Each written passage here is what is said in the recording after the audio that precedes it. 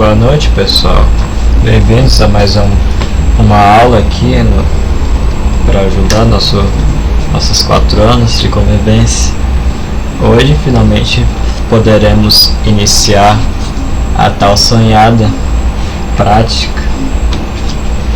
Hoje a aula é sobre as próprias linguagens de programação, uma abordagem mais teórica do que pode significar e o que a gente pretende usar, né, que a gente vai abordar tanto de como funciona, como uma máquina entende e como funciona uma linguagem de computações em si, e vamos utilizar Python como exemplo. Também vai ter um JavaScriptzinho, vai ser muito legal. E também antes de que vocês saibam, é bom que vocês tenham assistido as primeiras aulas antes de vir para essa, porque aqui vamos abordar umas coisas que seriam bom se vocês tivessem assistido a primeira e a segunda, mas tudo bem, podem assistir essa aqui primeiro, depois podem fazer o que quiser da vida, mas vamos começar. Então hoje, terceira aula sobre linguagem de programação. Vamos lá. Primeiramente, o que é uma linguagem de programação, né? É uma forma de fornecer instruções a um computador, escritas em texto e baseadas em conjunto de regras. Os computadores entendem apenas o tipo de linguagem, chamada linguagem de máquina. A linguagem de máquina ela é altamente complexa para escrevermos diretamente, porque é uma longa série de números. É por isso que na prática não codificamos em linguagem de máquina. Em vez disso, usamos outras linguagens de programação que estão mais próximas das linguagens humanas. O código escrito por programadores é escrito em uma linguagem de programação específica. Por exemplo, muitos sites são escritos na linguagem de programação JavaScript, aplicativos Android na linguagem de programação Kotlin e videogames na linguagem de programação C#. E a lista não para por aí, cada uma dessas linguagens vem com seu próprio conjunto de pontos fortes e pontos fracos. Então, resumidamente, a máquina entende praticamente linguagem de código. Você não vai, como se fosse puxar GPT, pedir para ele fazer um aplicativo, não. O ChatGPT em si é zeros e uns que foram interpretados para as linguagens humanas por meio das linguagens de programação, porque resumidamente a linguagem de programação elas orientam a máquina a como a gente quer que ele faça tal coisa, tipo um aplicativo, como uma receita de bolo naquele pseudocódigo que nós fizemos na primeira aula, é claro. Então, como podemos ver, os projetos de software contam com linguagem de programação para atingir o objetivo. A escolha da linguagem adequada afetará o resultado. Então, se você quiser fazer aplicativos Android, você pode fazer o Kotlin, Python também. Não, Python não. Python não dá não. Então dá para fazer joguinho, automatização e todas as coisas. Então cada linguagem é a interpretação. Então vamos supor que como a linguagem humana nós temos italiano, japonês, português, inglês, e cada uma tem seus fortes e seus fracos. Mas aqui as linguagens têm seu nível também de complexidade, tipo o russo para o inglês, né? E cada uma tem a sua complexidade, mas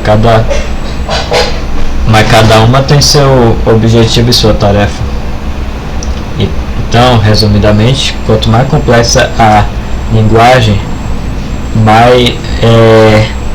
mais alta ela vai ser comparado à linguagem máquina. Isso que nós chamamos de linguagem de baixo nível, que são do nível mais coerente com a máquina, que são aquelas que são mais complexas, tipo Assembly Code, que é literalmente direto com o 01, e é por isso que é muito complicado. Já temos o Python, que é literalmente uma das mais fáceis que iniciantes como nós estamos aprendendo, e ela é uma linguagem de alto nível, que não necessariamente estamos mexendo com o root da linguagem máquina, o root, por assim dizer, né? Então, a linguagem de programação a linguagem de programação pode ser dividida em dois componentes, resumidamente: sua sintaxe ou regras e sua semântica, que é o seu significado. Então vamos lá. A sintaxe. Linguagem de programação possui regras de sintaxe exclusivas. Vejamos o exemplo em JavaScript. É assim que fazemos o programa imprimir olá. Então, resumidamente, isso aqui é como se você imprimisse na sua tela o que você quer botar, tipo olá mundo, o famoso olá mundo que nós conhecemos. Observe que a sintaxe usada na linguagem, ela começa com algo sendo chamado document_write, e depois um abre e fecha parênteses.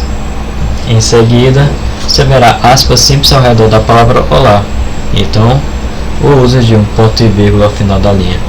Isso faz parte da sintaxe, ou das regras da linguagem de programação em JavaScript. Resumidamente, a sintaxe, como eu disse, são as palavras que você vai botar, tipo, para falar olá também em inglês é hello, e para falar em russo, não faço a mínima ideia, mas cada uma tem seu jeito de falar olá. Então, nós brasileiros que viemos do português de Portugal para o português brasileiro, chamamos olá de olá, né? Em inglês, por exemplo, poderia ser o Python, e aí fala hello, resumidamente. Então, essa é uma forma mais simples de resumir o que é uma sintaxe. Agora vamos ver um código de programação em Python que faz a mesma coisa de printar a palavra olá. Então, como podemos ver, é literalmente isso. Olá. Só olá. Calma aí, pessoal. Só fixar umas coisas aqui. Então é só olá. A sintaxe é semelhante à do JavaScript, mas agora em vez de aspas simples, temos aspas duplas. E para imprimir usamos... família, foi mal aqui, mas isso aqui era para ser uma aspas simples, viu?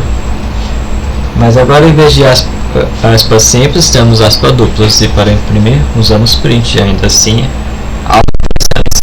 adere à sintaxe da linguagem. Então, na prática aqui, eu já liguei o VS Code, então podemos mostrar aqui.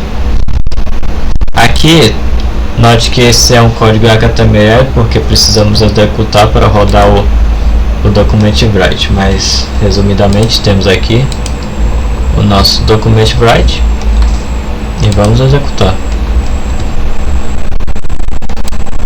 Calma aí, temos que executar o HTML. Calma aí, família. Acho que eu vou ter que abrir nas pastas. Então, resumidamente, o document_write ele executa no nosso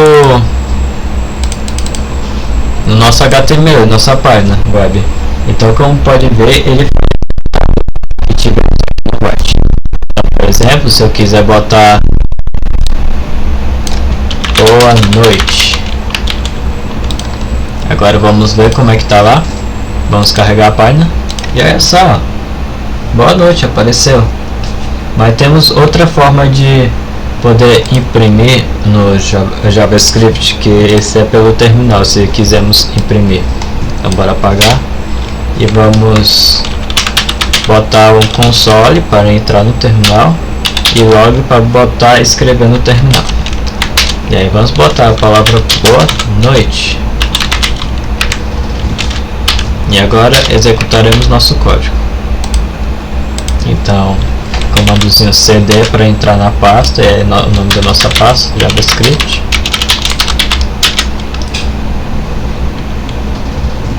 cd JavaScript. E agora vamos executar o Node, que é o compilador de JavaScript. Olá.js.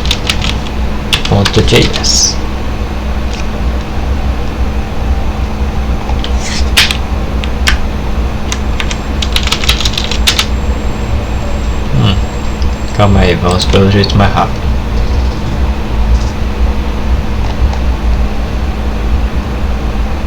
Isso, né? Ah, sim, eu não salvei. Foi mal, família, eu não salvei. Aqui, agora como... Ixi, Maria, calma aí. Calma aí, família, deixa eu tirar minha câmera. Vamos botar ela pra... botar pra cá. Mas como podem ver, foi printado o nosso boa noite. Como podem ver. Acho que eu vou botar a câmera pra cá. E vou botar isso aqui pra cá. Alô. É melhor, né? Pra cá. Beleza. Está melhor assim. E agora vamos executar nosso código em Python. Para executar nosso código em Python, vamos sair dessa pasta, cd dois pontos para sair da pasta, e agora cd Python.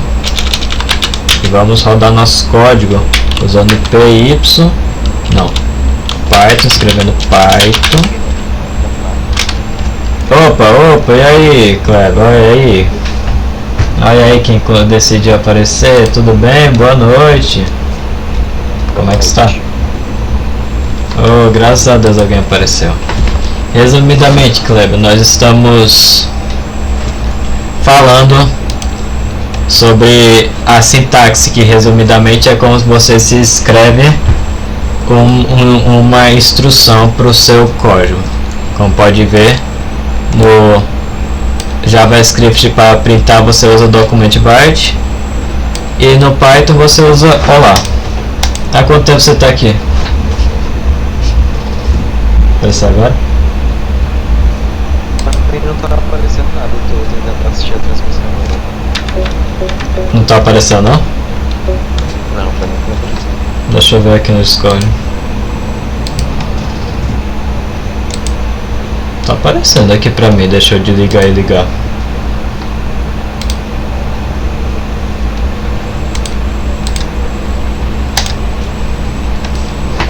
Agora foi?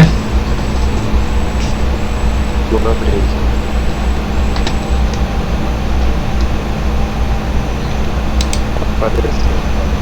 Beleza.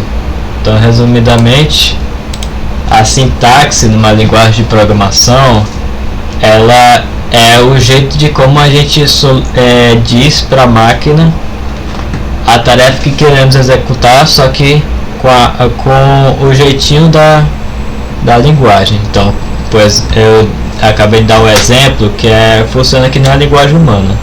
Você fala olá em português, é olá, mas como se fosse em inglês seria hello. Então é tipo assim, se você quer fazer ele printar em Python, é print olá. Se você quiser printar em JavaScript, é console.log. Mas eu dei o exemplo que dá para printar tanto no terminal, tanto na página web. Resumidamente, não perdeu muita coisa não, só começando agora. Agora vamos para outra parte da composição da linguagem de programação, que é a semântica. Além da sintaxe, também são definidas por suas semânticas ou significado. Por exemplo, ajudará a ilustramento. Esse aqui é um código da linguagem de programação Kotlin.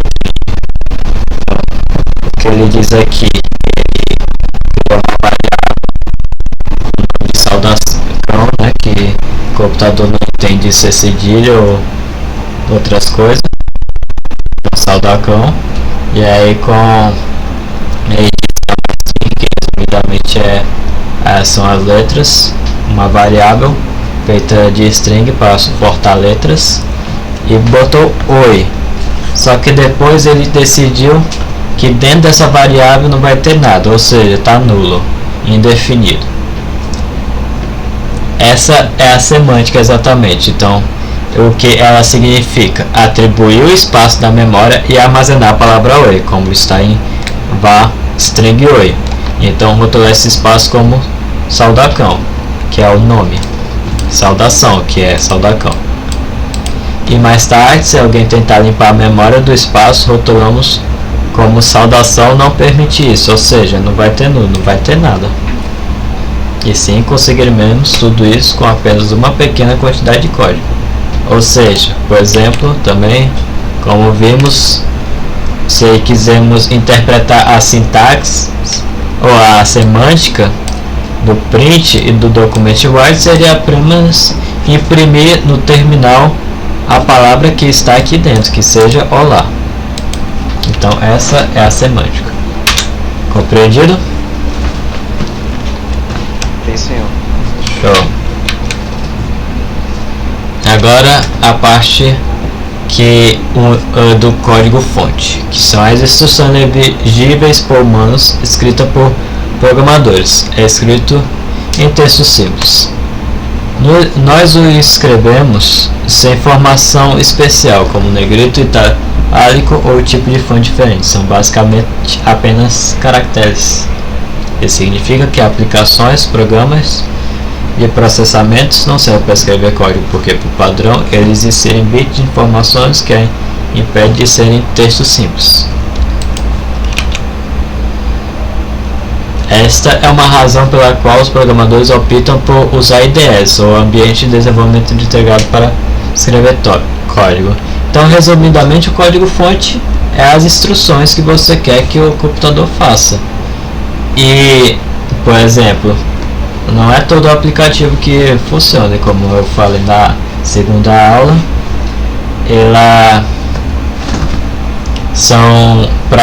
Para a máquina interpretar, precisa de softwares de desenvolvimento integrado, de ambiente de desenvolvimento integrado, que são os IDEs, como o VS Code, como eu acabei de mostrar agora. Porque se formos executar num bloco de nota,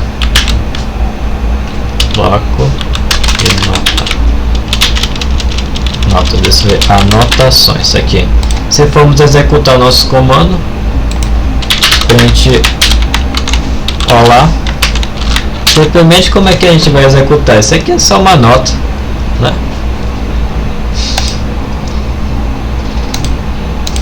Vejamos um exemplo de código na linguagem de programação Kotlin. Então aqui, ó, fun, verificar a idade, papapá.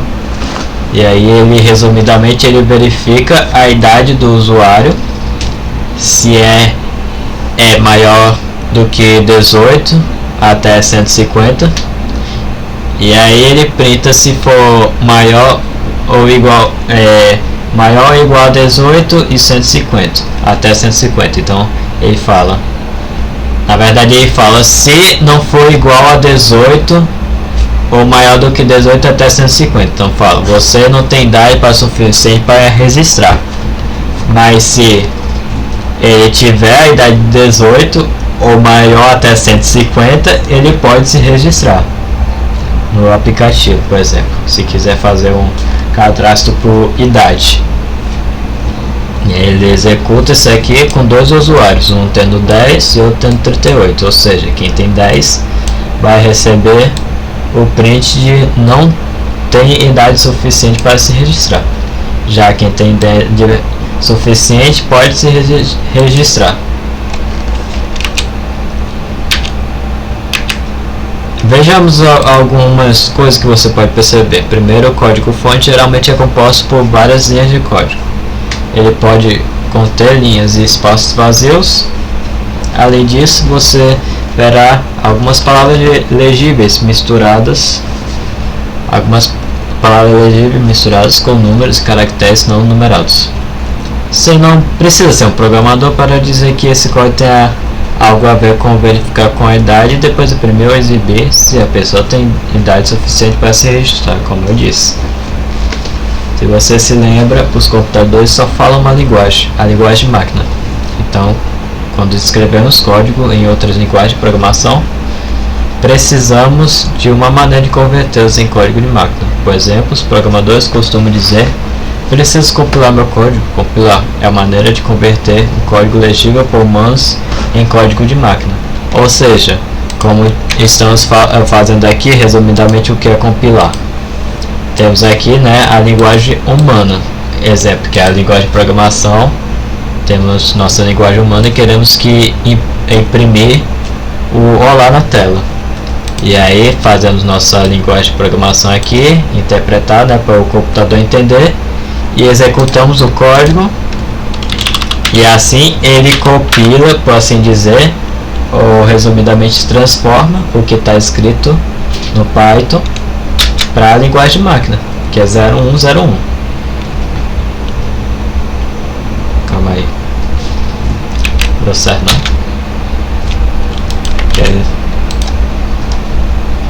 Que é olá aqui, né? Então a gente pediu para ele fazer, papapá, como eu resumi, aí ele transforma o que a gente quer fazer em zeros e uns e converte, transforma para olá no terminal. Explorando variáveis. Quando executamos nossos programas, o computador nos dá espaço em sua memória. Aí podemos colocar dados que queremos usar como referência para mais tarde. Esses dados são chamados de variáveis, como eu disse no exemplo do Kotlin. As variáveis são parte fundamental da programação, porque precisamos de uma maneira de armazenar informações. As variáveis são vitais em qualquer linguagem de programação, pois lhe permite escrever programas flexíveis. Então a gente vai abordar isso aqui com o exemplo do Python. Então, porque aqui agora já vamos começar a introdução ao Python. Então, resumidamente, variáveis é onde você bota o seu componente, armazena seus dados. Por exemplo, você quer armazenar o nome de uma pessoa ou uma idade, você queria lá nome do usuário, e aí bota lá igual a João, a Luiz. Vamos discutir isso resumidamente com uma introduçãozinha a Python. O Python é ideal para quem está começando a programação por possuir poucos requisitos de sintaxe. Foi projetado para ser uma linguagem de uso geral. Você pode usá-la para criar aplicativos web, realizar análises científicas, criar jogos e muito mais. É uma excelente escolha para explorar os conceitos introdutórios. E aí, Kleber, já dá pra... Eu esqueci de perguntar se você está entendendo até chegar ao tópico do Python. Estou compreendendo. Beleza, agora... Sim, é por isso que eu estou começando com Python. E aí depois vamos para desenvolvimento web e tal.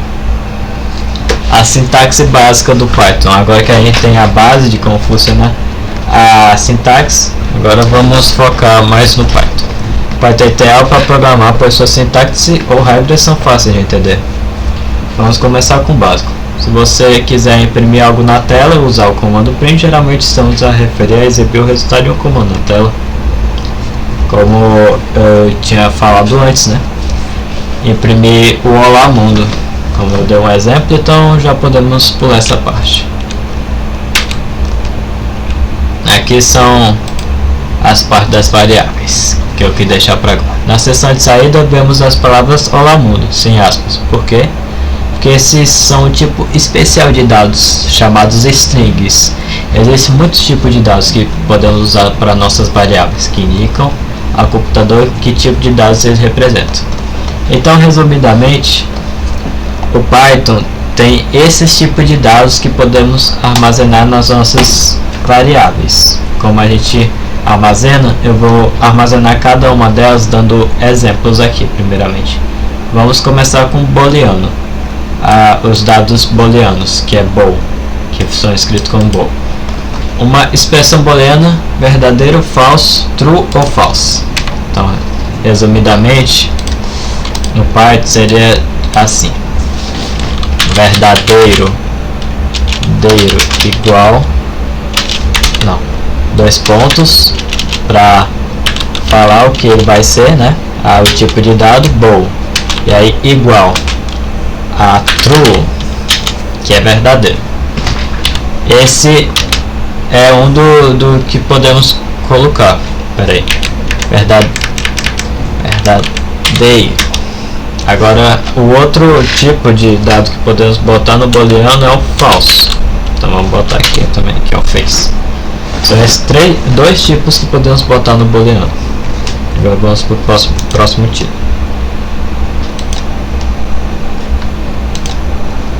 Puxar um único caractere da tabela ESC que vimos na aula 1, como A ou 2, ou seja, puxar ele pode, como é que eu posso dizer? Ele suporta apenas um caractere dentro dele. Então, se quisermos botar ele aqui,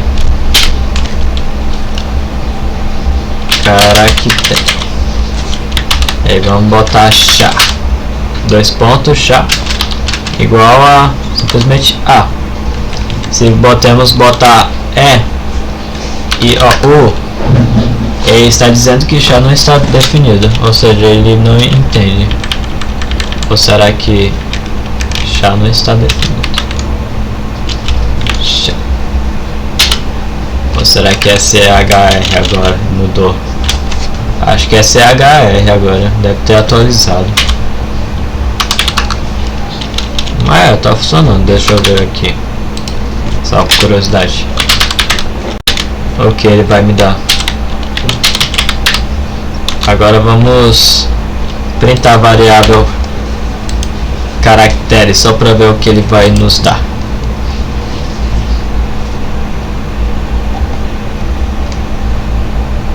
Esse primeiro não rodou nada. Interessante. Deixa eu tirar aqui, vamos ver se ele vai rodar só com o caractere.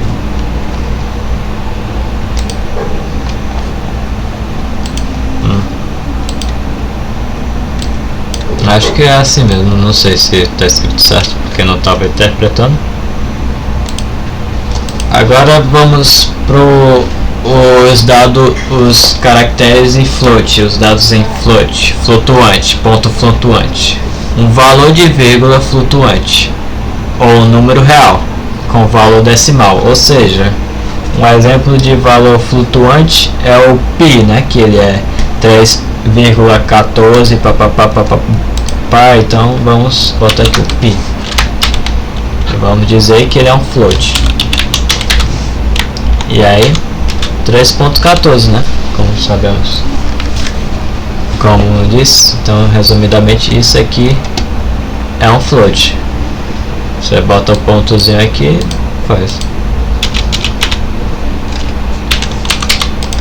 e funciona. O inteiro são os números inteiros, né, que diferente do float são só inteiros, não compõe o real, né, com vírgula, ponto. Então, inteiros até um certo tamanho de números de bits. Então, até 32 bits, eu acho, de quantidade de números podem ser armazenados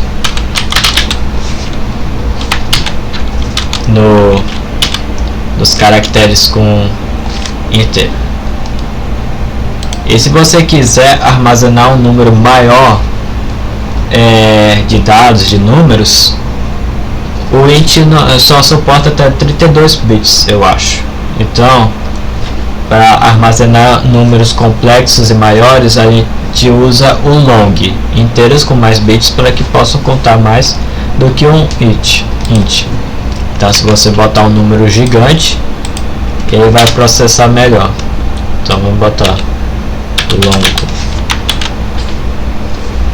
Então, vamos botar long.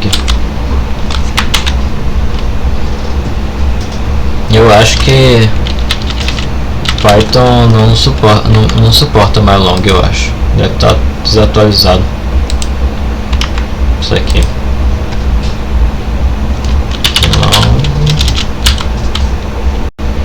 Igual. Eu acho que deve ser complexo. Aparecer aqui pra mim. Eu acho que deve ser complexo agora para números maiores que como i, x, né? X igual a y, essas coisas doidas. E temos por último a string, que são uma linha de caracteres como A, B, C e D. A, B, C e D. Então vamos botar letra. Aí bota str. Ou string mesmo. Não, tem que ser str. E aí A. E temos também as listas. Mas a gente vai falar desses daqui outro dia, se Deus quiser. Tomo pros listas. Deu para sacar? Resumidamente, esses são os principais e importantes hoje. E aí, Kleber? Show? Show. Quando o código é executado, ele ignora linhas vazias. O computador finge que elas nem existem. Assim você pode colocar quantas linhas em branco desejar e a saída será a mesma. É essencial saber que o comando print não imprime apenas dados de string, imprime alguns números. Resumidamente, ele pode também imprimir, como eu tinha dito, né? Imprimir variáveis, imprimir uma variável tipo pontuação igual a 750 e imprimir que está dentro da pontuação, que é o dado 150. Então, ele imprime a variável pontuação, que dentro da pontuação tem o dados 750 na memória da variável pontuação. Recarregamos variáveis com Python, dando-lhes um nome e em seguida definindo os seus valores, como eu expliquei. Essa atribuição é feita com o sinal de igual. Pontuação é o nome da nossa variável e por causa do sinal de igual estamos atribuindo a ela o valor de 750. Isso significa que com o lugar da memória do computador ele abriu espaço para a nossa variável e armazenou nosso valor. E aí a gente imprime ela. Então, só para ter um exemplozinho aqui, vamos fazer um exemplozinho básico. Pontuação igual 750. Armazenamos no lugar da nossa memória a pontuação 750. Agora vamos imprimir na tela o que está dentro da nossa variável pontuação. Vamos salvar.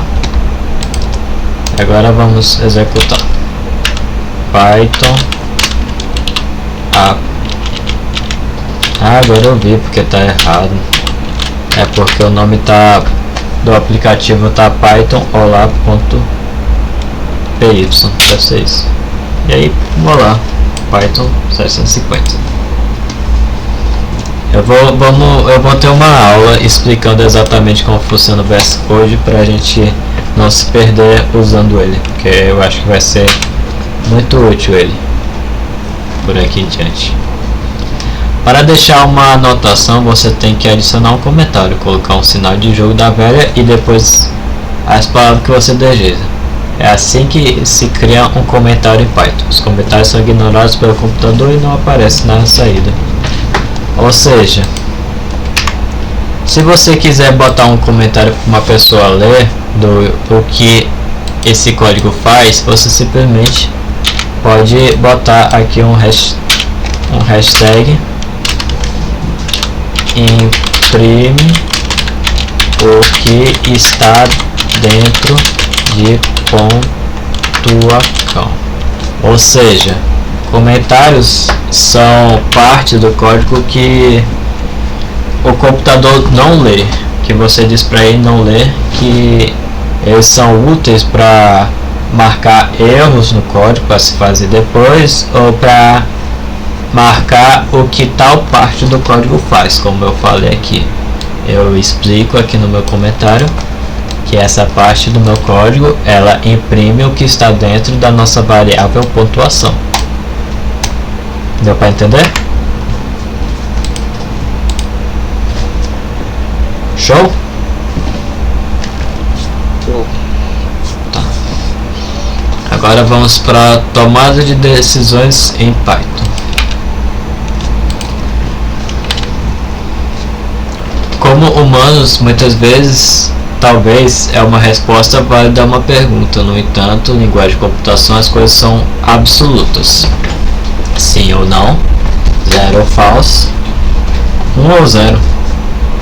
Expressão condicional, ou como já ouvimos, booleana.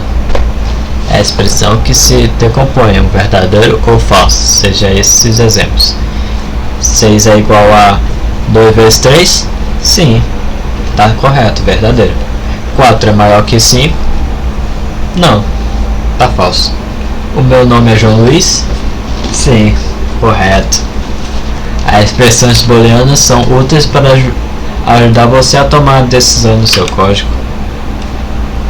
Então temos aqui um exemplozinho. A maneira mais comum de um computador tomar decisões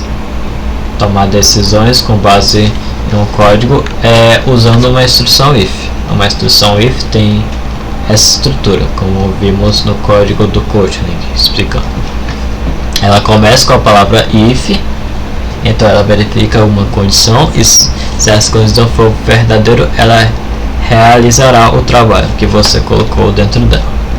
Então está aqui. Então vamos voltar para o código. Então vamos lá. Temos aqui a idade de uma pessoa. Ela tem 10 anos.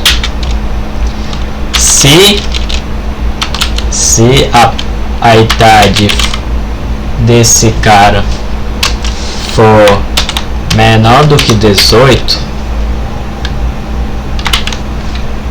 ela vai printar que ela é menor de idade. E aí vem outro carinha aqui que nos ajuda, que é o else. Ele é se não. Ele resumidamente é se não acontecer, ou seja, se for maior de idade. E aí print maior de idade. Então vamos executar nosso código. Vamos salvar apertando Ctrl S para salvar nosso arquivo e vamos executar. Como dá para ver, ele é menor de idade. Vou apenas aumentar aqui. Vou dar um Ctrl L, clean. Clean é o comando para a gente tirar, né, o que a gente botou. E aí está, menor de idade.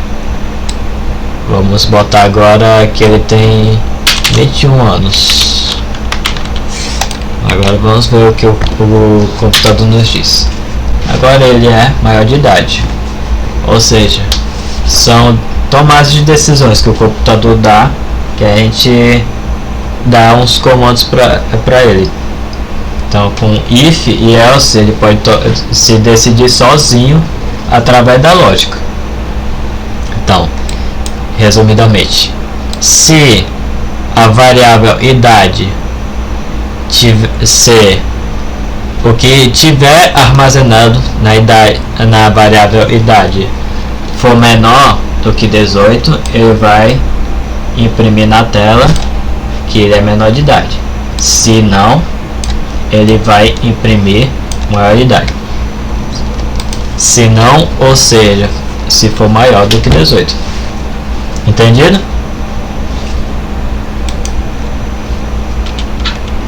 Entendido, né? É compreensível. Então voltando aqui, a condição se for verdadeira. O número igual a 10, se o número for maior do que 0, o código está correto. Mas se o número for menor do que 0, como menos 5, o código está falso, ou seja, ele vai printar false. E aí vai printar true, resumidamente.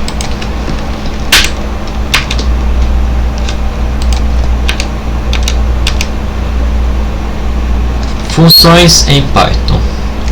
Dry é um princípio fundamental do desenvolvimento de software, que significa não se repita, don't repeat yourself. Ao escrever o código, podemos considerar as seguintes qualidades: correção, se nosso código funciona corretamente conforme planejado. Design, uma medida subjetiva de quão bem escrito nosso código é, com base em quão eficiente, elegante ou logicamente legível ele é, sem repetições desnecessárias. Estilo, quão esteticamente formatado nosso código é, em termos de indentação consistente e outras colocações de símbolos. As diferenças de estilos não afetam a exatidão ou o significado do nosso código, mas afetam quão legíveis é visualmente. Ou seja, quando você está programando o código, não é apenas se o código está funcionando ou não. Nós programadores temos a mínima noção de deixar legível e bonito, né, para outras pessoas também entenderem nosso código. Porque se a gente quiser modificá-lo ou coisa assim, a gente não vai entender absolutamente nada do que está acontecendo no nosso código. Então, correção, né, se o nosso código funciona, é o mais óbvio. E aí o design, que é se ele é compreensível para as pessoas entenderem e que não tenha repetições desnecessárias, ou seja, muito if you else, por assim dizer, porque se você repetir muita coisa no teu código que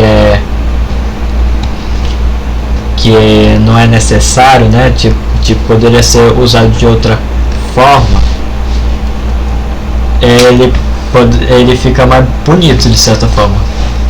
E aí estilo, bonitinho, da sua formatação, de quão bem estruturadas estão as linhas em cima das outras, que isso também depende muito para a legibilidade. Os programadores tentam escrever códigos simples, fáceis de ler e não repetitivos. A função nos ajuda a fazer isso. Ué, tem duas vezes a mesma... Não. Há funções. Um bloco de código agrupado com um nome. Eles são um recurso central de todas as linguagens de programação para entender melhor como funcionam. Para entender melhor como funcionam, vamos criar uma. O primeiro passo é uma instrução def. Def é a abreviação de definir. Essa palavra-chave permite que o Python saiba que queremos criar a nossa própria função e definir que ela é def. Ou seja, vamos executar uma tarefa para o Python fazer, ou seja, diga olá. Então vamos pedir para o Python fazer, para ele executar a nossa tarefa que se chama diga olá. Assim como as variáveis, podemos nomear uma função como quisermos, desde que observamos as sintaxe da linguagem de programação. A próxima coisa que precisamos é um abre e fecha parênteses. Queremos que nossa função diga olá a alguém, então vamos colocar uma variável nome dentro dos parênteses e por fim 2 pontos. Def diga olá e aí dentro dos parênteses seu nome, ou seja, é a variável que vai estar dentro da tarefa da função diga olá. Então ela vai ser usada, ela vai ser armazenada dentro da função e podemos executar o que tiver lá dentro.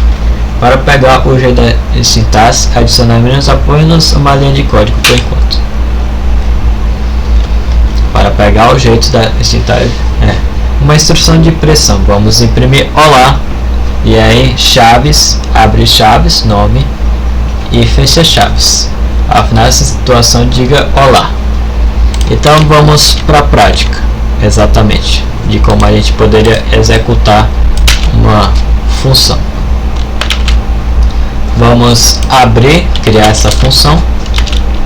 Então, definindo, diga olá. E aí dentro vamos usar a variável nome. E agora vamos printar usando F para dizer que ele vai usar uma variável. Isso é uma coisa diferente do Python, que eu esqueci de botar, mas usando F ele entende que você vai pegar uma coisa de fora da função, que é isso que a gente vai usar. Vocês vão entender. Então, olá, abre chaves, nome.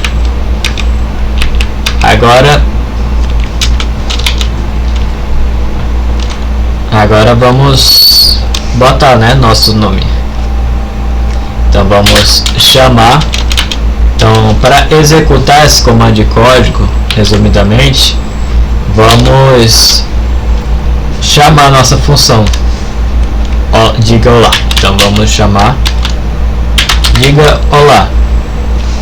E vamos abrir os parênteses e vamos selecionar o que vai estar dentro da nossa variável nome, ou seja, diga olá. Beleza, eu vou botar eu vou gravar isso aqui, viu? Deixa eu ver se está certo. Show, valeu, viu? Vou deixar gravado, obrigado por ter vindo.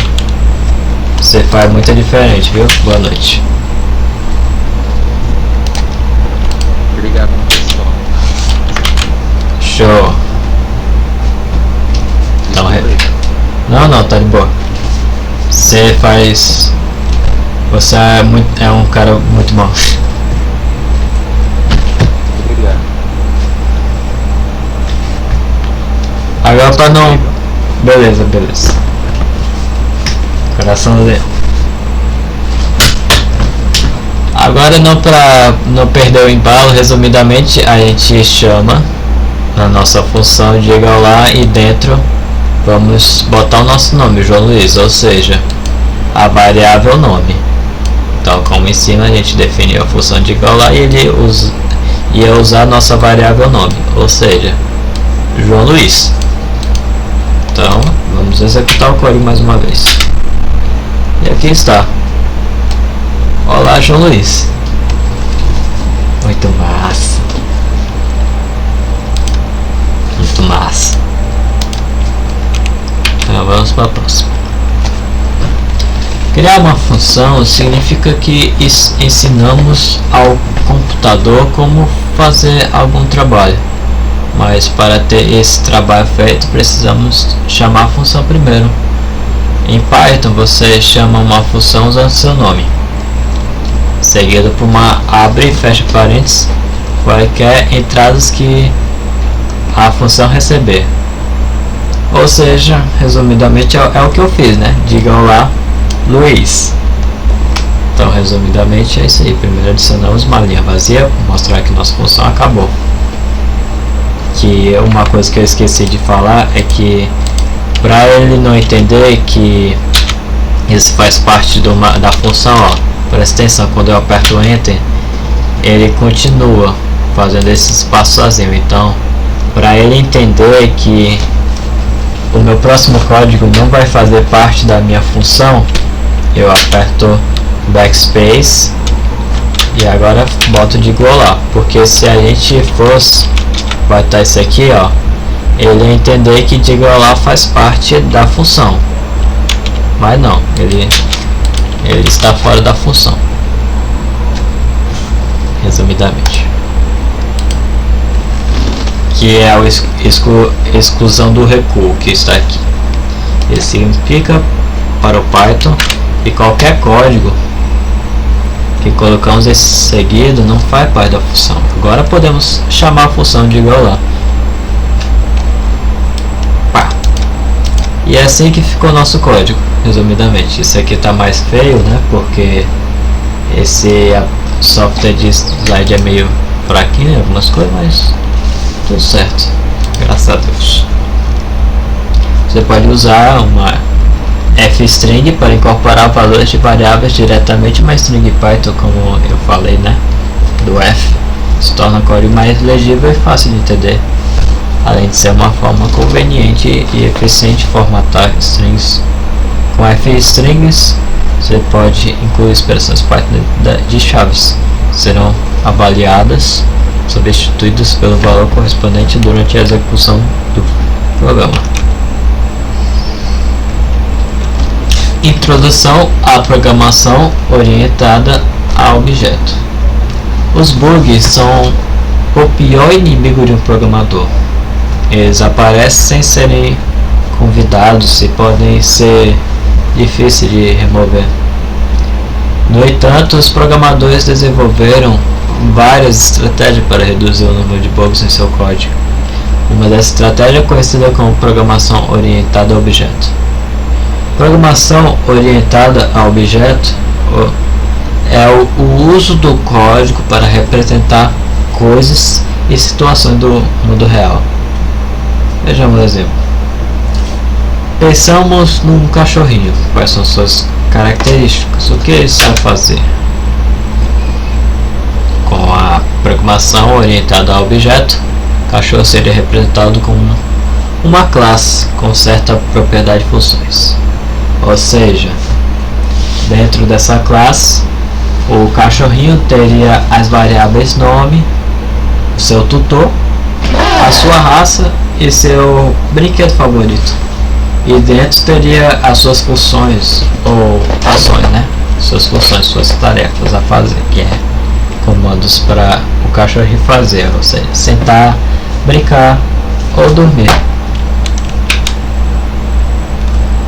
Resumidamente, uma classe é um modelo de como outros objetos são criados. Por exemplo, podemos ter uma cachorrinha chamada Lola e um chamado Chico.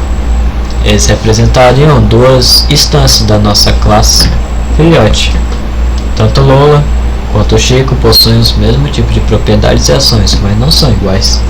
Eles têm nomes únicos, raças, tutores e brinquedos. Além disso, Chico pode estar brincando enquanto Lola está sentado. Ou seja, tanto Lola e tanto Chico são classes diferentes, ou seja, tem atribuições, funções, tarefas, variáveis diferentes. Tanto Chico e Lola, por exemplo, seus nomes são diferentes, ou seja, a variável é diferente. São de raças diferentes, tutores diferentes e tem seus brinquedinhos. E aí eles podem estar fazendo uma ação enquanto Lola pode estar sentada, o Chico pode estar brincando com seu brinquedozinho, né? Como funções diferentes uma da outra executadas em determinados tempos. Mas qual é o benefício de estruturar o código dessa maneira? Um grande benefício é que isso ajuda a isolar as alterações do código. Pode haver várias ações que queremos que nossos filhotes realizam ao brincar. Podem correr, pular, rolar. Então, a programação orientada a objetos, nela só precisamos fazer alterações em um lugar. Além disso, este tipo de estilo de programação tem ampla adoção em toda a linguagem de programação. Então, resumidamente, a programação orientada a objeto, ela é importante porque ela faz parte da nossa vida, de certa forma, como, por exemplo, a receita de bolo que nós estávamos fazendo na aula 1, né, que é o PC do código. Isso é um tipo de programação orientada a objeto, pois ela pode ser usada ela pode ser usada na nossa vida no dia a dia. É umas instruções do que podemos fazer, né? Mas diferente do pseudocódigo, a programação orientada a objetos são como é que eu posso dizer? São objetos mesmo, né? Então temos tipo esse pendrive. O que eu posso fazer com esse pendrive? Esse pendrive tem um nome, por exemplo, uma tarefa, né, que é armazenar dados. Então eu armazeno dados, a função dele é armazenar dados, e dentro dele temos, por exemplo, 34 dados, né, que são as variáveis. Coisa doida.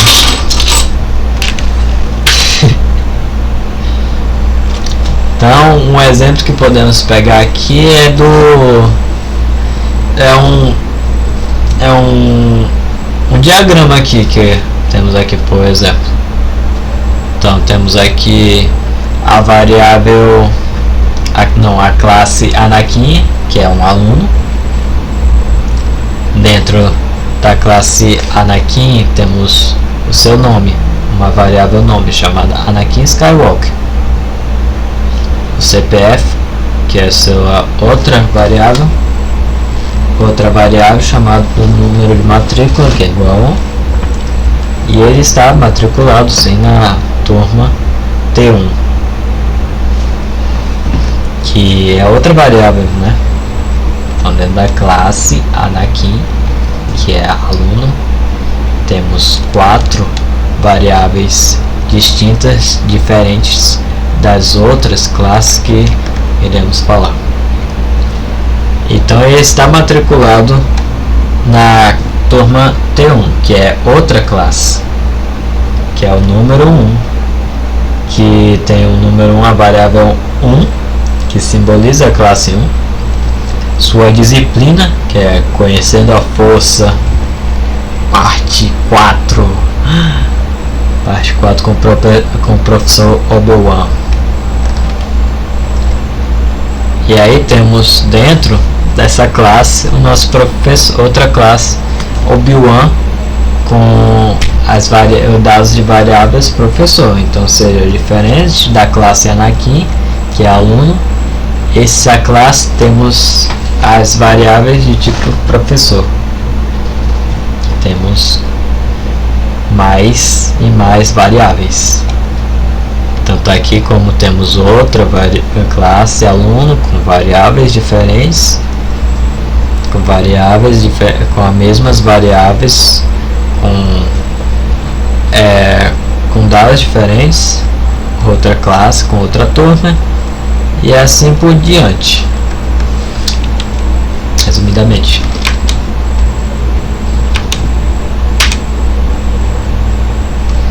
criação e uso de classes. A programação orientada a objetos representa coisas e situações do mundo real com classes.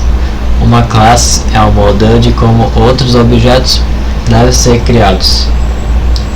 O Python dá suporte à criação de classes com a palavra-chave classe. Vamos criar uma classe. Começaremos usando a palavra-chave classe. Em seguida, colocaremos o nome da nossa classe, que será filhote, e está acompanhado com parênteses abertos e fechados e 2 pontos. Então assim criamos nossa variável filhote, ou nossa classe filhote, perdão, nossa classe filhote. Na próxima linha vamos criar uma função especial chamada init, que é atribuir valores de números, de variáveis com números inteiros. Init. E que precisamos para que nossa classe funcione. Temos 2 variáveis, uma para guardar o nome do nosso filhote e outra para guardar seus brinquedos. Então começaremos com a chave def. E então vamos fazer 2 sublinhados init depois dos sublinhados duplos. Temos um nome de método ou atributo, que tem um significado especial. definição indica que um método especial mágico, também conhecido como Dutch Method, uma função de dobro underscore. Esses métodos são usados para realizar funcionalidades específicas em Python e são chamadas automaticamente em certas situações. Então, parte parênteses dentro. Vamos colocar umas variáveis especiais. Então, primeiro self. Nem eu tô entendendo. Mas resumidamente vamos olhar o código aqui. Opa, spoiler. Vamos olhar o código aqui, né?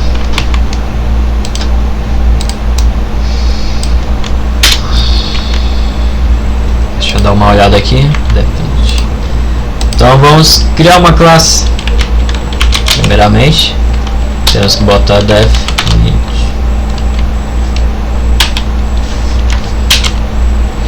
E dentro vamos botar o que ela vai estar dentro. Então vamos botar seu nome, sua idade. Vamos ver os que o filhotinho tem. Aí vou ele mesmo. Self para se auto entender, né? Self em seguida, papá. O self, resumidamente, é como se refere à instância atual da classe. Então, para acessar nome ou brinquedo, precisamos usar self. Então, nome, brinquedo. São duas outras variáveis que nossos cachorrinhos vão ter. Agora vamos lá. Então vamos chamar self e dentro do nome vamos colocar nosso cachorrinho Chico. Dentro do brinquedo, não, acho que tá errado. Botar no nome. Sim, para ele entender. Quando chamarmos nome, ele vai entender. Nome. Expressão esperada. O que está dando erro? Realmente. O que está dando erro? Vamos ver.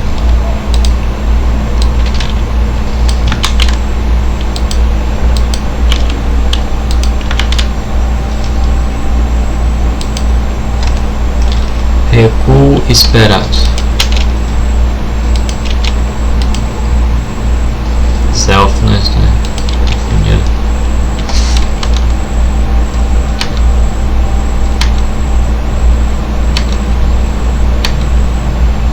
Tá alguma coisa errada. Será que eu escrevi errado? Vamos criar uma função nova chamada brincar. Ela vai...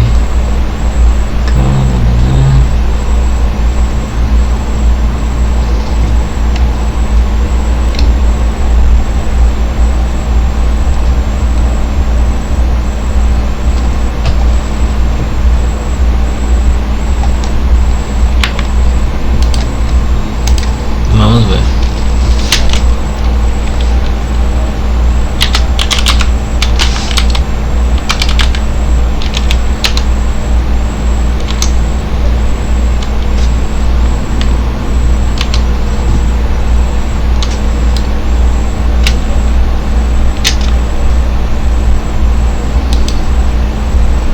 Alguma coisa está errada.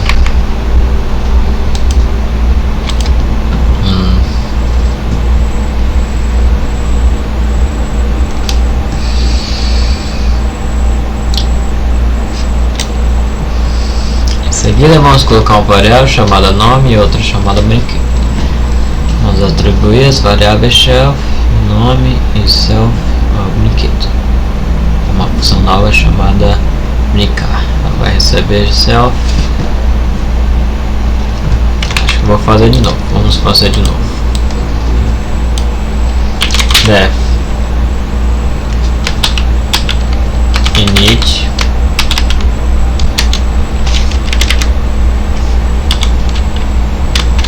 brinquedo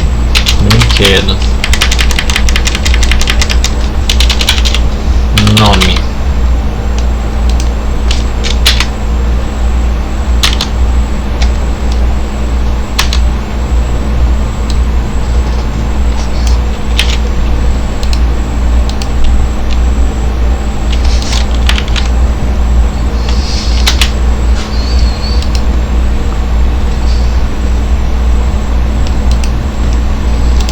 executar, né?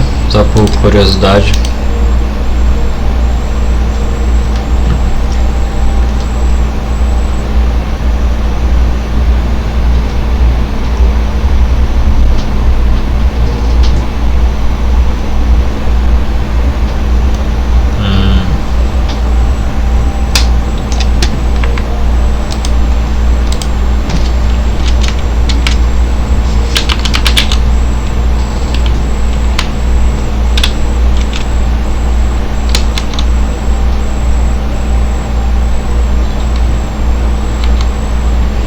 Só por curiosidade.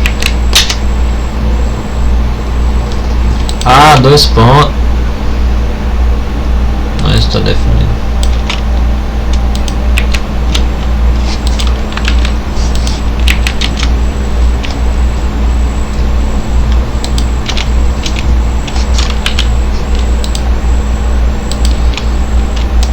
Vamos ver.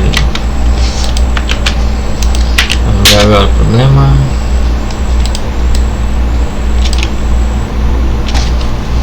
Tá certo, acho que eu encontrei o problema. Chico.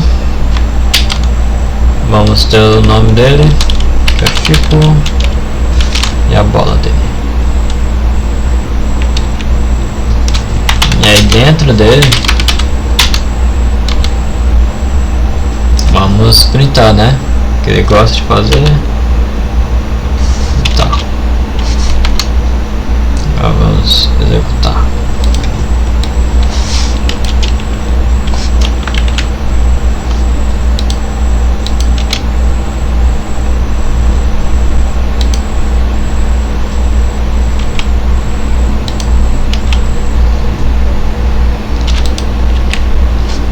Vamos ver se vai.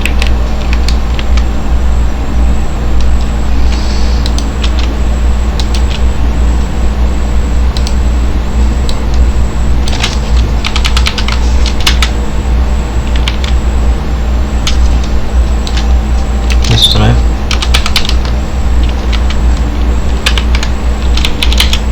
Deve.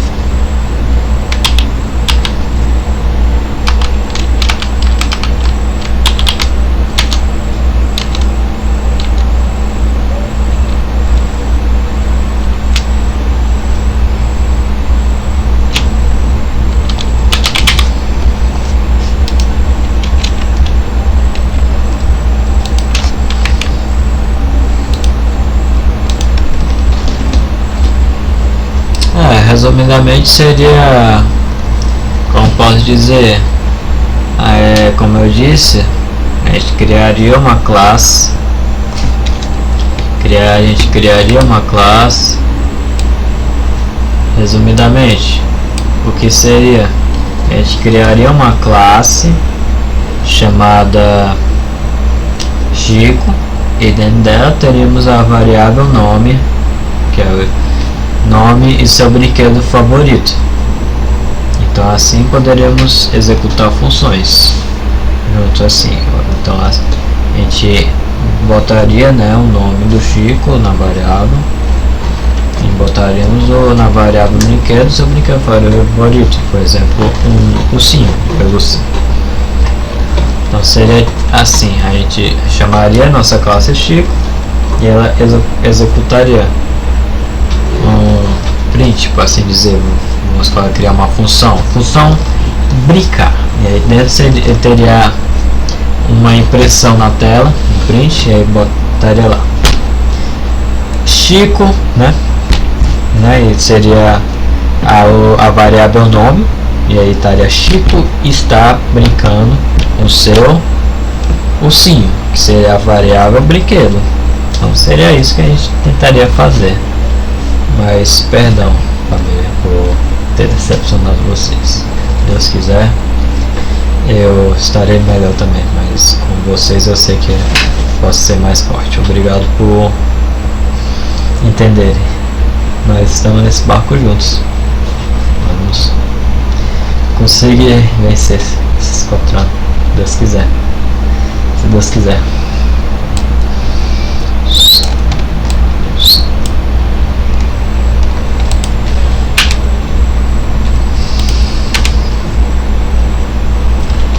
E agora chegou a nossa hora esperada.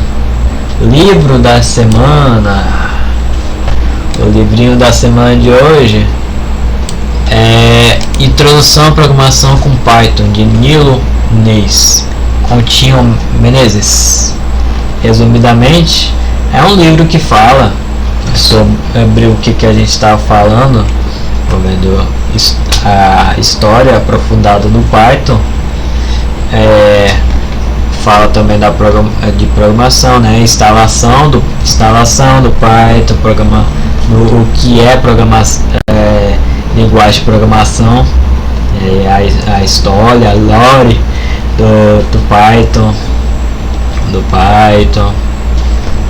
as suas vantagens, a síntese básica, como eu expliquei, o uso de interpretador e outras coisas, como o uso de interpretador, script, comentários, tipos primitivos, conversão de tipo, operadores aritméticos e muitas coisas aí envolvendo Python, com acrescentação de códigos, comentários e mais coisas que o autor descreve sobre Python. Então é um ótimo livro para quem quer começar na programação, estudando primeiramente com Python, e ele é muito bom assim mesmo.